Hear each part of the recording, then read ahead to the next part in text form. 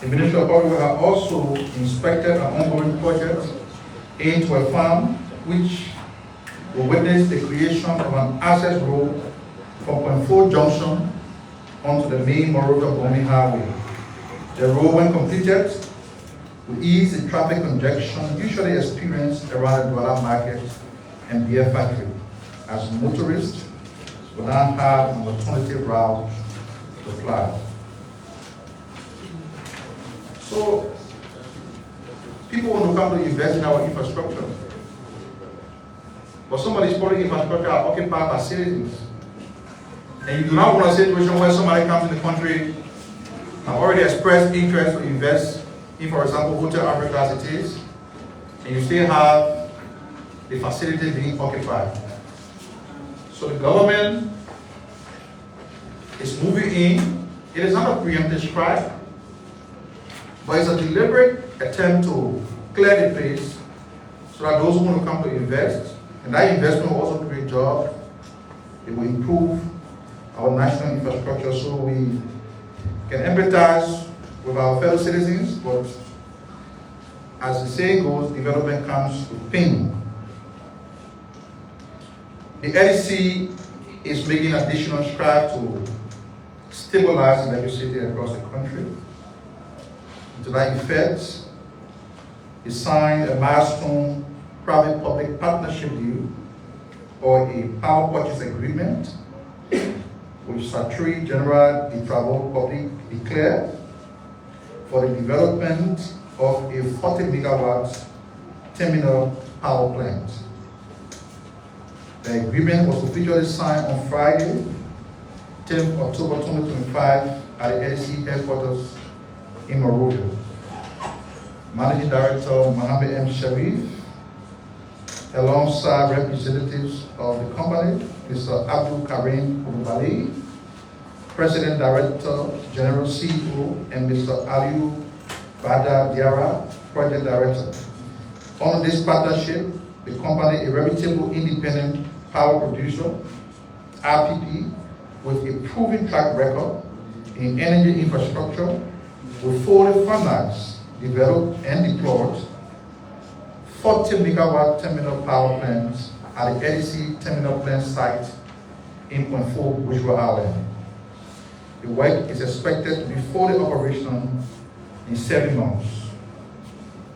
Technical mobilization has already begun, including detailed planning, site preparation, logistics coordination, and primary works.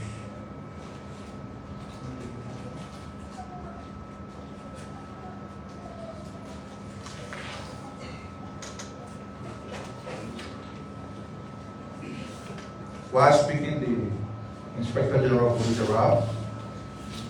Honorable AG, we want to welcome you and the team to the Ministry of Information.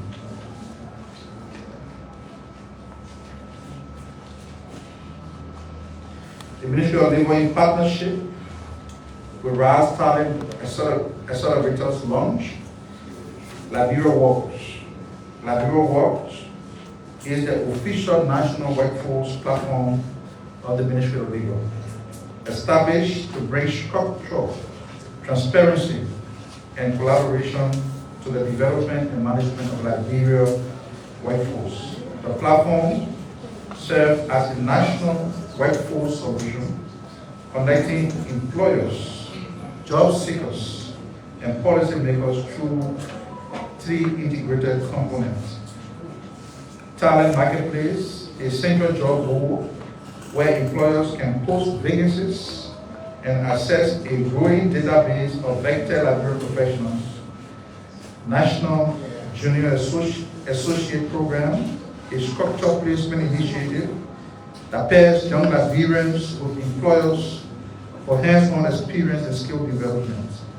Workforce Reporting Hub, a digital system for companies to submit workforce data and demonstrate regulations.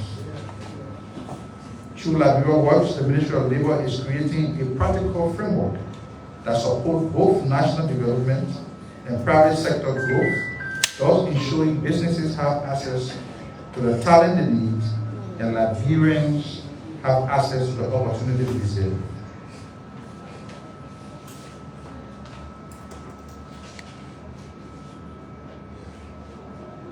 Second Lady, Madam Stephanie Darcombe, has launched a transformative program aimed at training women living with disabilities to become self-reliant. The initiative team Empower Hall was launched at the Painesville City Hall on Friday. The program seeks to equip women with disabilities with essential vocational skills such as tailoring, soap making, tie and dyeing, among others, to enhance economic independence. The program is prompted by the many challenges faced by people living with disabilities, particularly women, in gaining access to education, empowerment, and sustainable livelihoods. The training will not only build skills, but also restore dignity and confidence. Following the completion of the training, participants will receive startup materials to help them begin their own businesses.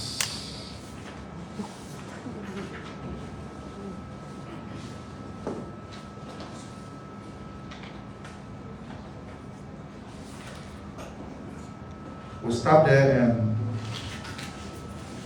now entertain remarks from the Honorable Inspector General of Police, which is very important. Prior to the arrival, I was indicating to you how the government is concerned about the growing wave of violence in our country. The IG will speak and we'll entertain questions.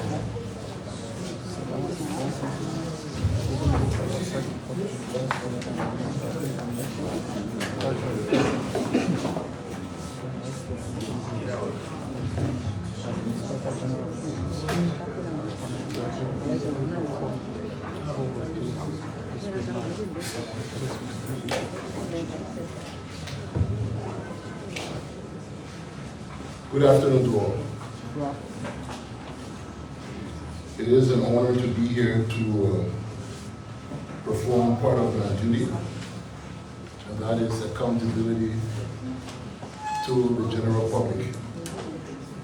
The reason why we serve is for the protection and safety of each and every citizen of this country and visitors and other residents alike. Our duty is to report the truth and be sincere in our engagements as it relates to our service. When incidents occur, it is our responsibility to put out messages immediately based on what we have at the time to reduce the level of speculation and to also close the gap of disinformation that is now the order of the day. So today I'm here to throw light on three specific issues that we are dealing with at this point in time. One has to do with the stabbing and shooting incident in Congotown involving Mr. Mola, Mr. Matthew Mola. And the second has to do with the brutal killing of Mr. Biru in the Johnsonville area, Mr. Prince Yellow in the Johnsonville area. And the third has to do with updates on the rape of the 14-year-old involving the suspended Deputy Minister of Youth and Sports.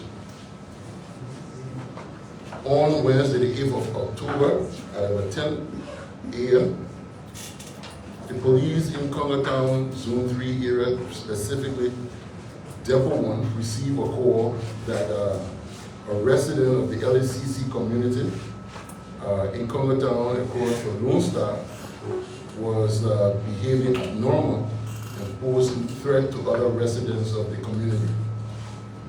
Officers of Zone 3 Depot 1 immediately responded to the scene. When they got there, they were informed that Mr. Mola had barricaded himself in the room. So they bridged the door and they went in. When they went in, they met Mr. Mola. He sat up and he identified the officers and told them, "You're a police officer wearing a uniform. Where is your warrant? You have no business in my property. As a matter of fact, I will sue you for breaching my door."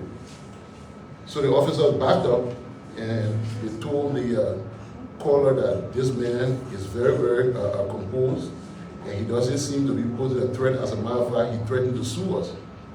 So the officers left the scene and advised him that if they believe that he was showing signs of mental health, that they should contact the mental health group.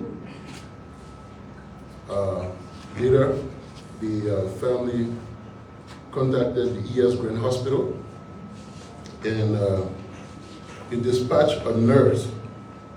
At this point in time, he's only identified as Michael. We're still trying to get him, but he has switched off his phone. This nurse, when he was dispatched, he did not ask for police help officially. He went and independently phoned some off-duty officers who were somewhere on the Congertown back road. He knew specifically where to find them.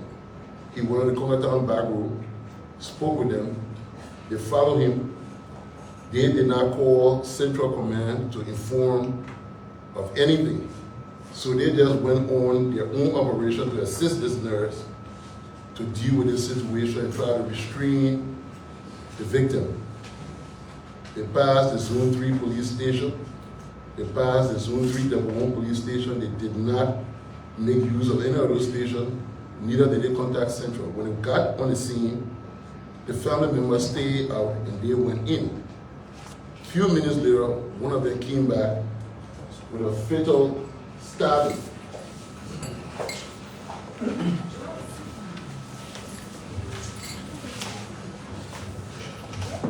He came running out of the room, and he had been fatally stabbed.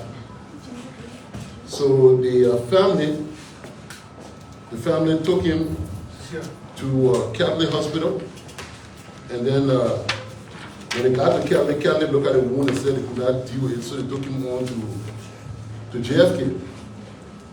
After that incident, then a call was placed directly to Central Headquarters that an officer had been stabbed, and the suspect had fled, and he had barricaded himself. So at this point in time, officers only responding to a fact that another officer had been fatally stabbed, and the suspect is in the room. When they got there, one of the officers took out his badge and pushed it on the door and identified themselves as police officers. They knocked, no response. So they breached the door. When they breached the door, they didn't see anyone, he didn't see anyone in the room. So he stepped aside and the second officer went in. As soon as the second officer entered the room, the gentleman charged at his head with a cutlass and he lifted up his hand and he was immediately stabbed.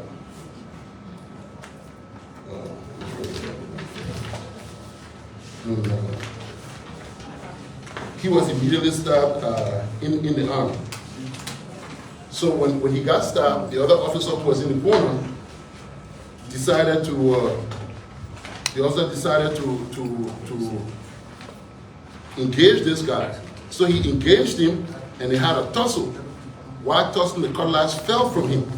So believing that he had secured the weapon from the other officer, he immediately turned to run to assist the officer who was bleeding. The officer who was on the ground screamed and said, the guy is behind you with a knife, because the guy had a secondary weapon, which was now a knife that he pulled, and he was coming in the back of the other officer. So when he turned, he engaged the guy, and that's how the knife went into his thigh. While the knife was in his thigh, they were fighting over the knife because the guy preferred that the knife stay in his thigh because he wasn't in a position that if they are pulling out that he could have defended himself for a second thrust. So he's holding the knife and they're fighting over the knife back and forth. The other officer standing by fires about 3 shots first in the zinc, to which we have a photograph here to show the bullet marks in the zinc. And this is unprecedented because the use of force continuum that we operate on does not support warning shots. But there are times that you're in a situation that you have to do things right or do the right thing. Doing things right would mean that at this point in time there's an immediate water danger, just go ahead and shoot. Doing the right thing he believed was in order to fire a few rounds, maybe it would have scared the guy off and then they could have de-escalated. But that did not work. And the suspect, the victim, continued to pose a mortal danger to the officer who had the knife in his thigh, and even the one standing next. After the warning shot, the officer used the same service weapon and he fired at the victim, who got injured and later was taken to the JFK hospital and pronounced dead. We regret the incident. At this point in time, investigation is ongoing. The use of force continuum, looking at the shooting.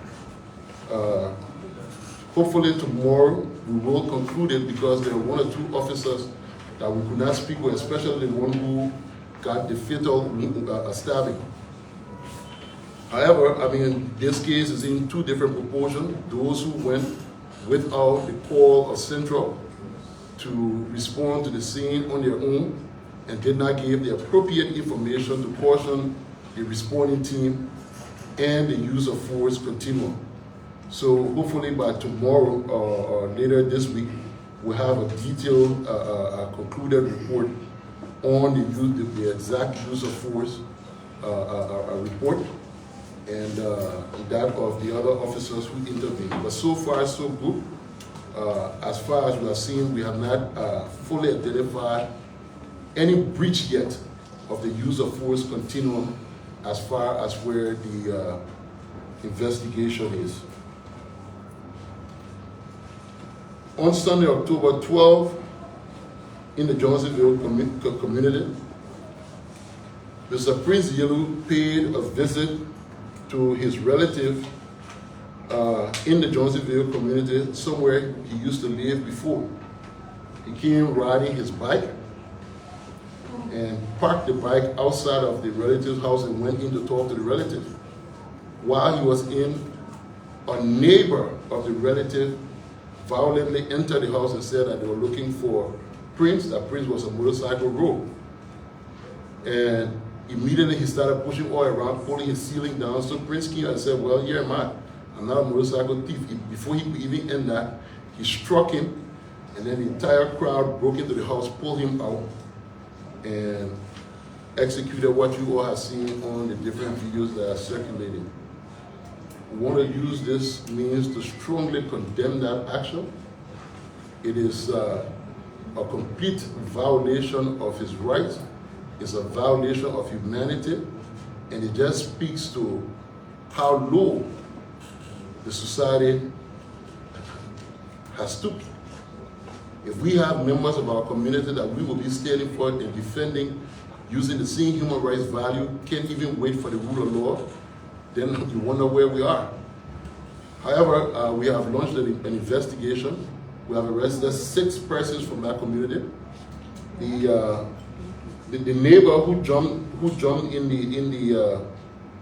the community is on the run, his neighbor's residence, and pulled the guy out. He's on the run.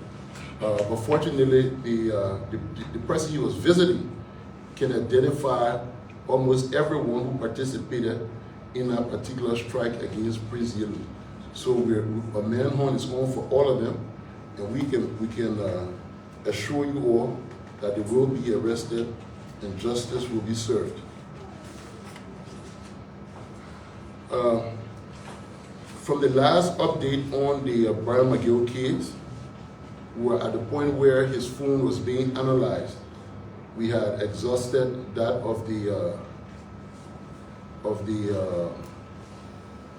cell phone tower records, which supported his alibi. And we had 2 last steps, and that was one, the analysis of his phone, and that of the DNA testing. The phone analysis has come back, and we still have not found anything incriminating in the phone to have him charged. So at this point, the last thing we're looking at will be if we can find any other information from the DNA analysis. Unfortunately, the machines here are not working. So we've asked for help, and we're still waiting for response from the governments that we've asked for help on this issue. And let me say this: we're investigators. We cannot allow our personal emotions to lead the investigation. Then basically, we failed. We've already failed. And to a larger extent, I think emotions are being high for all of us on this particular case. Unfortunately, we just have not been able to establish the probable cause. In this case, I know there was a case cited about Coleman versus Republic of Liberia, where this guy was accused by the lady, and yes, he was brought in to answer, and he was charged for his crime. If this had been a case where this girl, in an isolated area, in a bush or somewhere, had an encounter with this particular man and said, this is the man, yes, we're arresting for him to come and vindicate himself. What makes this case unique is that there's electronic evidence that contradicts what these claims are. So on the basis of that, we cannot look at an outright contradiction of the evidence and go ahead and make an arrest. I would like to re-echo, no one is above the law. As a matter of fact, Mr. McGill has already been suspended. So if it's his right and dignity as a minister that we're trying to protect, I think by now that has been stripped off him, and we should be able to do the needful. Unfortunately, in this case, what the needful is not what everybody else wants to hear. But we're still looking. The investigation is not closed. Something did happen to the little girl, and we'll get to the bottom of it. I know there are tons of questions, so I will stop here. And Thank you. You can take your seat, sir.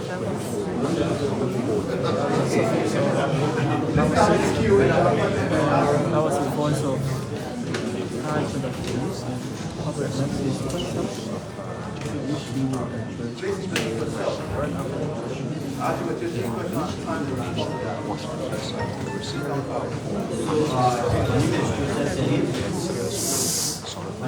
Quiet, please. My name is Joseph Sedi. I report for ABC Radio. Mr. Archie, thanks for the update. On our law, an accused is presumed innocent until proven in a court of competent jurisdiction. We all know that the rape law is not visible.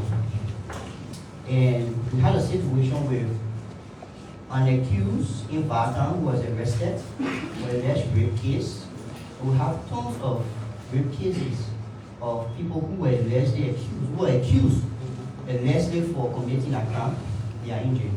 What makes the Brian McGill case so different? Because he is an accused. We are not saying that he's a rapist, but he's an accused. Why is it that the court cannot forward? Why is it that the police cannot forward this case to court for him to exonerate himself? Then for us going back and forth and looking for DNA and evidence, it is the court that determines that. The key is gone. That's the one, please. Thank you. Come here, Mr. Sandro. Okay, Yeah, the minister. Mr. so I Minister. beg you, let do the police come here first, and then you do the minister. Okay, I'll get asked. Yeah. You get on the ground, man. Yeah, please. My name is Rachel Steele, and I have right for the news. IG man, concern is how to do it. Or is this a new way that the Cameroon National Police has beginning to investigate rape cases and conducting POB tests? Because in the past, we know how rapists are being treated. So is that a new way that SA you introduce it to investigate? Thank you. New way. Thank you. Next question. Okay, my question to the IG. My name is Ezekiel T. who I report for Encounter Radio TV. Honorable IG, according to the girl's father, the minister appealed to her, to them, in front of the DM at the ministry. So during the investigation, were you care to ask the DM of the ministry if he was appealing, if the minister was appealing to the girl's father? Thank you. Next question. No, we took three already. So, yeah, thank you. Let I respond. So the first person made reference about other cases where people were just accused and immediately arrested and placed in jail. I cannot speak for anywhere before my tenure began, but as far as it has been from the time I took over, and the record shows that even beyond that, when people are accused, we establish probable cause. Every last case, if you want to bring them one by one, and I can challenge you all, bring any of those cases. I will set up a day at the police headquarters. The Women and Children Department will be there. I will just ask that you all probably submit some of the information before, so that we can walk you through each and every one of the cases that we've handled.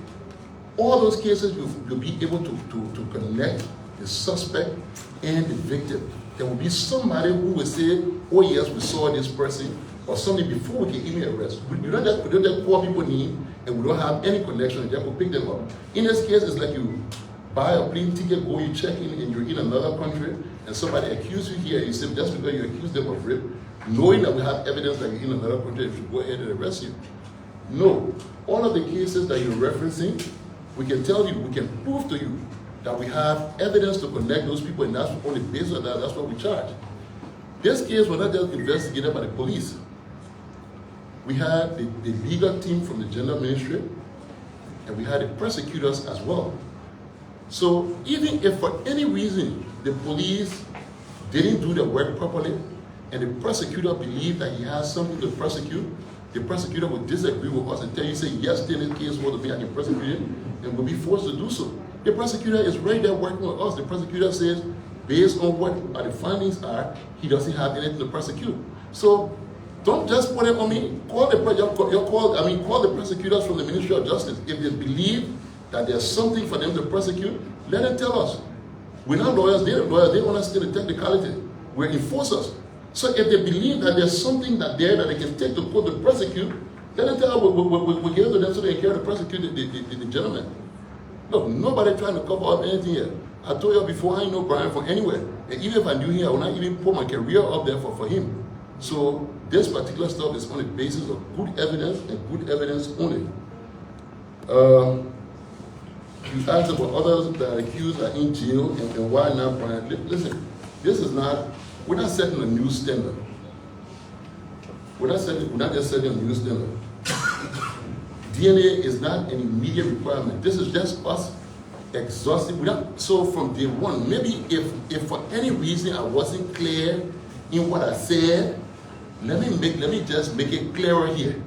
We did not say DNA we must have DNA before we can arrest Brian. No. We said that we have exhausted everything else. The only thing that's left for us in investigation now to say that we can do in this case is to do DNA.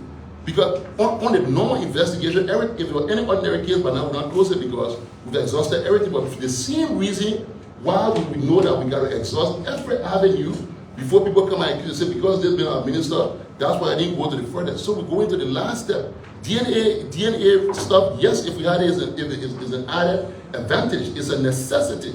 But it's not a requirement to say we must have DNA. In the case of the guy who was charged, the contractor from the Ministry of Agriculture, that particular situation, we didn't require DNA. Why? We could place the person who called the girl, we could place somebody seeing the girl in the room, we could place the girl in her bedroom.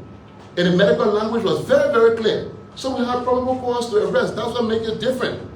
If like any one of you here, everybody sitting out here today, I mean, it's okay because it's someone else. It's not one of you, but today when the table turned, definitely you want us to do exactly the same thing that we're doing here today. Listen, everybody been crying for a change in this country. You want to see the right thing done. But nobody knows what this change looks like. Change is painful. These are the things that you've been praying for forever. These are the changes to make sure that people who are taken to court are properly investigated and they have sufficient evidence. It's a part of the change. It's a part of the change. Nobody here to cover up any crime. We are committed, dedicated civil servants. We have given our lives to the service and protection of the state, and to also ensure that people who we are responsible for the safety, especially young children, are protected. Why at this point in time would we want to cover up because somebody who just been given an opportunity to serve? It doesn't make you any better than anybody else. I don't stand here any better than anybody. It's just an opportunity that I have to serve today. It's just an opportunity. It doesn't make us any better. It doesn't put us above the law in any way, shape, or form. So look, let's take some of the politics from these things. Let us look at it from a clean lens. Look at it from a clean lens. If for any reason there is anything established that this guy, look, if they go in the next 2-3 years, if we're able to establish one link with a many guy, you'll still be arrested, you will answer for the crime. For now, we haven't found it. So, I mean, people should just stop trying to think that there's a political situation. It's not. Thank you. All right, so good afternoon. I'm Larry SDB, and I report for Manayake.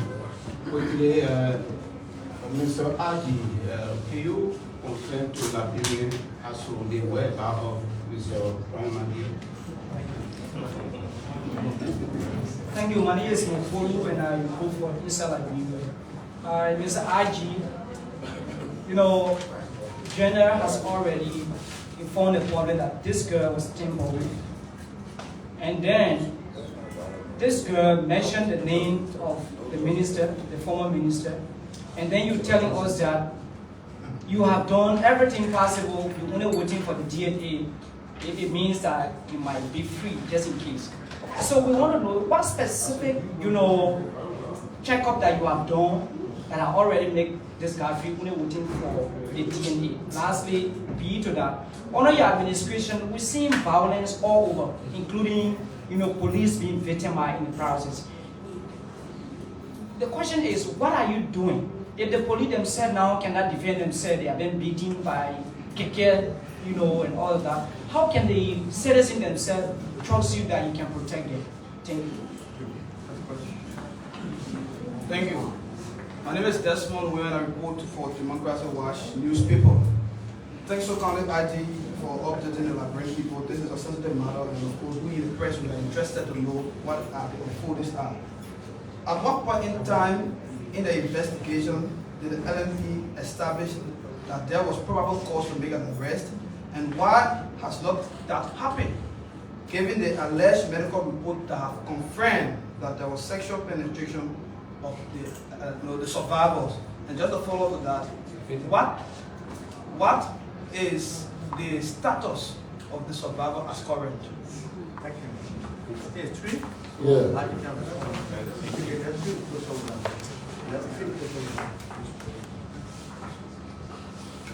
Okay. So the first question is, where is Mr. Brian McGill? Mr. Brian McGill reports to Central Headquarters on a daily basis. There's a law that he will continue to sign until this case is closed. Mr. McGill has surrendered all of his travel documents, his passports and everything to the Liberia National Police. And even though at this point in time we do not have a charge that we could use to issue a NAXCR Republica on him, we have alerted the immigrations of the ongoing case that any attempt that he makes to leave the country, we will be notified about it. Yeah, the violence, a lot of violence under my administration. Well, the violence that you see is a result of the anger in the community. The overwhelming anger. And the reason why that anger is directed at us, it is because the police is the graphic representation of the state's authority. We are the ones who you can see for everything that you're vest for. The lawmaker, who you can see by the time you see over that flame on our shoulder, that we the way you can get there with the minister, the way you can see. By the time you see what you're the one you put the problem on. And why do we always have the encounter? It is because we are the ones who answer to all of the anger. So whenever people get violent, they get angry, they don't call the minister, they don't call the lawmaker, they call who? The police. And the police have to deal with all of the people on a daily basis. This is not a police problem, it's a societal problem in Liberia. Yes, I do recognize the need for reforms, and I continue to call for reforms in the Liberia National Police to address some of the systemic issues and the challenges that we face as a result of the lack of training. When we did this thing for security sector reform, we're supposed to have periodic refreshment. Some of you officers have been refreshed for over 10, 12 years. There's an overwhelming compassion fatigue as well from the officers, with a continual upburst from the general public. So this is not, we can put all the responsibility on us, say that the police causing the violence to happen. But if the police were coming out and just being violent and everybody else in church, in prayer, saying about the Bible studies and stuff, then you can say it's just the police. But no, the police ain't coming to meet people who in church and having prayer. They meet people who are angry and already willing to express violent means even against the police officers themselves. So this is a clarion call to this entire republic, to the leadership, to the common man and everybody. There is a need to address some of these issues. The police are taking the burden for everything else. We're the ones, anything happening right now, you're cutting the tree right now, you call the police. Here it is, this issue today that I'm standing here addressing. Is it a police call? No. But who answers? It's the police. Now that we answer, we gotta be now justifying the effect. There's a cause and an effect. Every time we come and respond to these things, nobody has asked any question here about the cause within prime minister situation. Everybody only looking at the effect. The police only answer because they were called. And yes, we acknowledge the level of violence. We are doing everything we can, making the appropriate recommendations. We can only work with what they give us. So we are around that time again where the budget is about to be done. I would ask each and every one of you here to add your voices to that of the police. The police budget is the people's budget. To put stuff in it for reform, for retraining of the police officers, for us to be able to de-escalate, for us to be able to deal with the trauma issues, the compassion fatigue that the officers are going for. That would be your help, that would be your contribution towards addressing the issues of violence in this society. The state of the victim is in a safe home with the Ministry of Gender and Social Protection. So, she's safe, and at this point in time, the investigation is still ongoing. Thank you. Sorry, is that the checkup that you... You're allowed? Yeah, I'm the one who asked questions. You can Come on, stand and follow up. Please come on, stand and follow up. Why you making a follow up? Thank you so much. My name is George Mungo, and I report for the Liberia Insurgency. Honorable Haji, yes. Thank you for the update. Crime prevention investigation require collaboration. So, where do we stand relative to a group that should be your first respondent to crime in a community, talking about the collaboration or the empowerment of a community watch forum? Be to that, a year ago, I asked you concerning this fine officer up on Play Store, where I agree you have a professional standard division where you can commend or complain an officer, and that morning your response was you hang up the phone with those responsible. A year gone now. Where are we with that? Thank you. Thank you. Good afternoon, my name is Jackson Ali Shafa. Thanks to you, IG, for the nice presentation. And my question has to do with the shooting, starting at the shooting incident. It was commendable that the first shot, which was a warning shot, was found. That's to deter or to put fear in the victim. But in a case where it went to high escalation, wasn't it necessary to look at either the legs or any part of his body that may not have caused death, to have shot his leg to put more fear in him so that he can be disarmed? Thank you so much. Thank you. Good afternoon, Adi. My name is Ayuma Ekuji, and I'm reporting from the DSFM. Now that you are asking citizens to remain calm when until the final investigation that have to do with the DNA test. My concern have to do with what if the DNA test proves that suspended Brian Magio is innocent? Will you drop the case or you continue further with the investigation? And what if they accuse Brian Magio? What becomes of him? Second question. One question, sir. We can follow up. Yeah. Thank you. So my follow-up is, if gender telling the Liberian people that this girl was tampered with, and then you also telling us that you have carried on a lot of checkup and there is no evidence, what are those specific, examination that prove that this man is not linked to the allegation?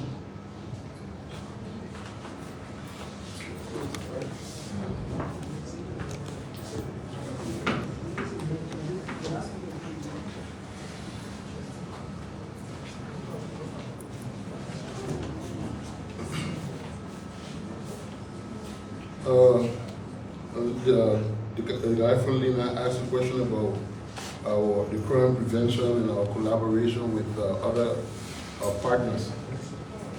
So when you hear us talking about reform and stuff, it's we're not just saying it because of rhetoric. We're saying it because yes, indeed, it is needed. While it is true that we always claim that we're going on the community policing basis, I think the existing structure that we have, has got to be revisited. Today, the burden of community policing rests solely on the Community Services Department, and that cannot cut across, and it cannot bring the philosophy of community policing throughout our service delivery. So one of the things we're asking for the reform is for us to come back and do retraining, integrating other theories within our community policing framework. We've gone ahead, we've done detailed project documents. As a matter of fact, we've included it in our strategic plan that we're concluding, that we're now going to philosophize it. That means we're going to point all the officers back and train them that their orientation.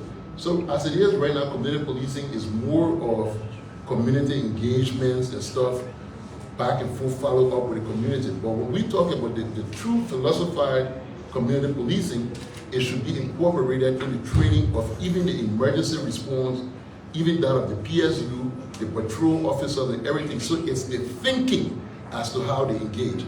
And some of the theories that we are now instigating in this reform are theories that we tested in 2016, even though we didn't have the time to theorize it then, but we applied it in 2016 and it worked very, very well and was successful in conducting the elections violence-free.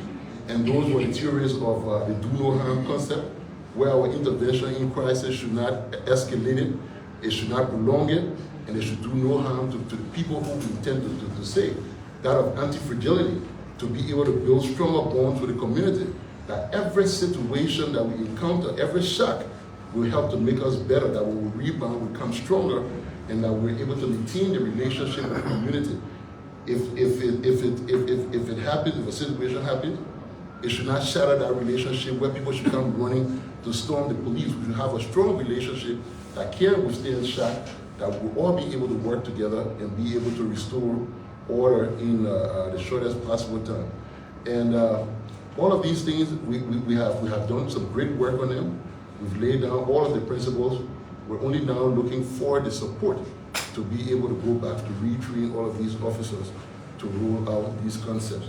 But even though the money is not there, we take small groups, small classes every now and then and continue to train them. And that is why, I mean, you will think that there's an escalation in violent activities with the officer. But one thing I want you to recognize here, our records are saying something else. But you know why it seems that way? It's because there's more cameras out there to capture more of these things that happen on a daily basis. Imagine, there were way more of these things happening when we didn't have the cameras all over to report all of these different incidents. And we welcome them, because every time you capture something for us, we don't let it go free. We go back, we investigate our officers, we take the appropriate actions, and we learn from them. Every time we go out on the field, we have operations out there, be it a riot, be it whatever we respond to, we come back, we do after action review, looking at what we could have done better to try to improve our service delivery. This thing, I mean, we will make mistakes, but it's not intentional. It's not like police, they're coming out, the police, they want to beat people, police, they want to kill people. No. Police only want to protect people. That's all we intend to do, and that's all we have signed up for. So like I said, add your voices, join us, and let's appeal for what is right so that we can be. Look, there's a service to you. The police provides a service to anyone you walk outside there and something happen to you. I don't care how you can be vested with the police, you pick up the phone, you call the police. And the police will show up. Because we're the only ones that always show up. So I understand the frustration and we can take it, we accept it. For our part, for where we're wrong, we always make the necessary corrections. And we penalize our officers when they are wrong. But in some cases, we gotta step back and revisit it and see the responses from the general society as well. Was it the police that called them to roll over the man with the motorcycle back and forth? You see what the society has become? And somehow, the police, everybody expects the police to just go out and fold their hands. No, we have lives as well. We have families that look out every day for us to return home. So we have to protect ourselves to protect you all. Investigative follow-up on the Brian McGill case. Look, some of the things that we did in this case, one, we, when the accusation was made, we followed all of the steps as far as our SGBB protocols that's established in this country is concerned. It was reported to the station, we referred them to the one-stop center. They went to the one-stop center, they brought the report back. We went and we interviewed witnesses. We brought the suspect in, we interviewed the suspect. The suspect gave his alibi, we checked it. People who he was with at the time that this particular stuff occurred, we spoke to all of them, they confirmed yes, at this particular point in time he was with us. So that was the first layer. So even the securities there said they did not see this man on the stadium on that day. The camera did not pick him up as well. His friends who he claimed he was with, we spoke to them, they confirmed that yes, this man was with us on the field at this particular point in time. He claimed that he left the field and went straight home. His wife confirmed, yes, my husband came home to watch the Arsenal game. All the people that his friends, that his wife, so we decided to say, okay, now there's one layer. Let's go one step further. We prayed to the court. The court gave us his call log, MTN and Orange. We went through it, we looked at the time that it was alleged that the victim claimed this particular incident occurred. So we look at the time. If you have your phone on you, right now, all of us, our phones are here connected to some kind of tower right around here. So based on where you are with that phone at that particular point in time, it will show your connection to that tower. So when we look at the time that they claim that this incident happened in 2 different days, it puts into a completely different area than where they're claiming that this particular incident occurred. We went one step beyond. We went and reconstructed the crime scene, walked point by point, reviewed the video again. Then somebody said, well, maybe you think we could play with the video. So we carried experts in to look at the video. If you cut a video, you know the CCTV, it has time stamp on it. So if for any reason they cut any part of that video, you'll see it will jump from one number to another. They watch that video straight through. It didn't show anything cut from there. The victim made a statement, and even apart from the rape itself, even the victim's statement even contradicted what was captured on the video in the portion that she's even in. So there's just been a lot. Every time you try to dig further, you say, no, this girl, there's something true in this girl's statement. It's just that we have not established it. But these are the different steps that we've exhausted to, in this investigation. We went further, we called him in, we asked him all of the difficult questions. So after we did the cell tower analysis, then we decided, okay, The cell tower will tell you which area, which tower you're connected to, but will not give you the exact position. So let's take his phone.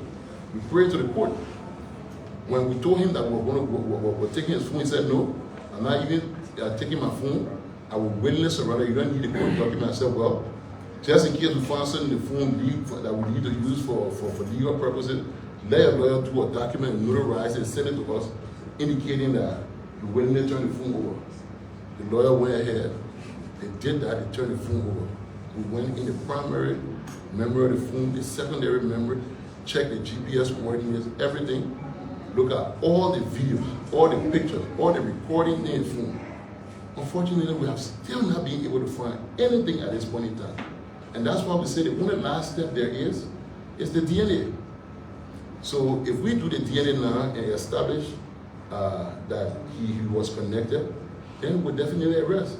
If it doesn't establish, we'll close the case. And if we find any other evidence at any point in time, we can always still rearrest it. Thank you. Thank you.